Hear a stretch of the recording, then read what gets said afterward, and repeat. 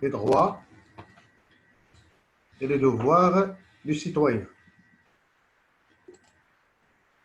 L'objectif de cette leçon, c'est connaître et utiliser le vocabulaire du citoyen. On va découvrir la leçon ensemble. On va commencer par ce texte. Cherchons. Alors, les droits du citoyen français, comme exemple. En France, comme dans de nombreux pays démocratiques, le citoyen a des droits garantis par la loi. Les deux principes fondamentaux en sont la liberté et l'égalité. Liberté d'opinion, d'expression, de réunion, de circulation, liberté religieuse, droit à l'éducation, égalité entre les hommes et les femmes, égalité devant la loi, quel que soit l'âge, le sexe, l'origine, les idées, les croyances, le niveau de richesse, etc. Alors, comme vous avez remarqué dans ce texte, nous avons cité, et vous devez vous approprier vous aussi, de la connaissance de ces droits. Alors, on va recommencer. Il y a la liberté d'opinion, d'expression, de réunion, de circulation, liberté religieuse, droit à l'éducation, égalité entre les hommes et les femmes, égalité devant la loi, quel que soit l'âge, le sexe, l'origine, les idées, les croyances, le niveau de richesse. Alors, ce sont les droits. Mais, à côté de droits, il y a aussi les devoirs. On va voir maintenant les devoirs.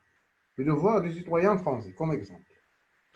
Alors, en contrepartie, le citoyen a des devoirs qu'il doit respecter sous peine d'être sanctionné. Il doit respecter les lois et la liberté des autres, porter assistance à une personne en danger, payer ses impôts. Les parents ont un devoir d'éducation envers leurs enfants. Chaque citoyen doit respecter les droits des autres qui sont aussi les siens. Alors, dans le texte précédent, nous avons vu les droits. Dans ce texte, nous avons vu les devoirs. Alors, première question, pour mieux comprendre. Citer les principaux droits fondamentaux du citoyen français. Alors, pour cela, on va revenir au texte précédent, les principaux droits. Alors,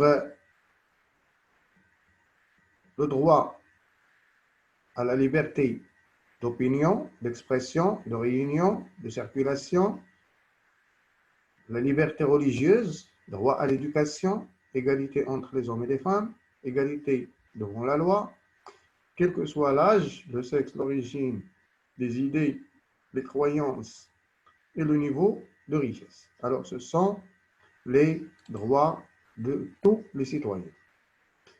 Citer les principaux devoirs du citoyen français. Alors, comme presque tous les citoyens du monde, ce sont les mêmes devoirs.